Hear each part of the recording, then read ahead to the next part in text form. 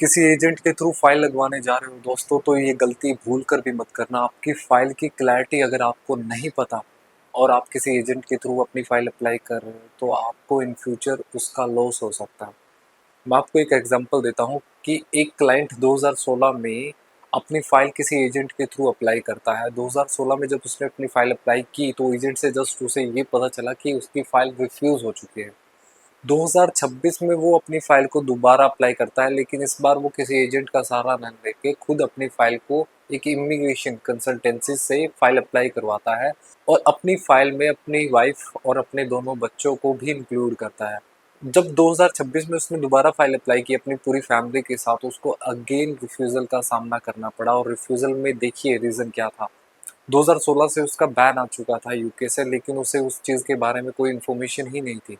2016 में जब उसका बैन आया और वीज़ा ऑफिसर ने 2026 में उसे रिफ्यूज़ल दिया, तो वीज़ा ऑफिसर ने उसे ये बोला कि आपका बैन अभी 2 से 3 महीने पेंडिंग है, तो आपका जैसे ही बैन क्लियर हो जाता है, आप फाइल अप्लाई कर सकते हो। अब एक चीज़ देखिए दोस्तों, उसने अपनी फाइल को अप्लाई किया 2026 में, क्या उसकी एम्बेसी फीस नहीं लगी होगी उसमें?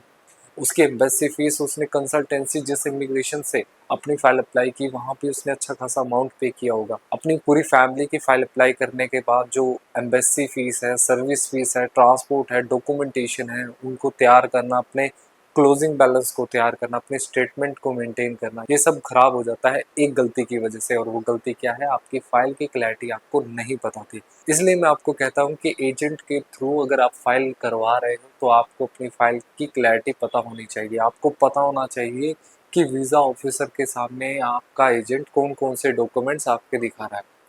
अगर आपकी फाइल रिफ्यूज़ भी हो जाती है, तो उस रिफ्यूज़ल का भी आपको पता होना चाहिए पूरी तरह से कि रिफ्यूज़ल का रीज़न वीज़ा ऑफिसर ने आपको एग्जैक्टली दिया क्या है, ताकि इन फ्यूचर अगर आप फाइल खुद से भी अप्लाई कर रहे हो, तो आपको आपके रीजंस के ऊपर काम कर आप अपनी फाइल को बेहतरीन तरीके से वीज़ा ऑफिसर के सामने प्रेजेंट कर सको। इस वीडियो का मेन मोटिव यही था दोस्तों कि आपको आपकी फाइल की क्लैरिटी पता होना चाहिए। बेशक आप किसी एजेंट के थ्रू फाइल अप्लाई कर रहे हो, अगर आपको क्लैरिटी नहीं मिल रही तो आप पीछे हट सकते हो, वहाँ फाइल अप्लाई मत करो।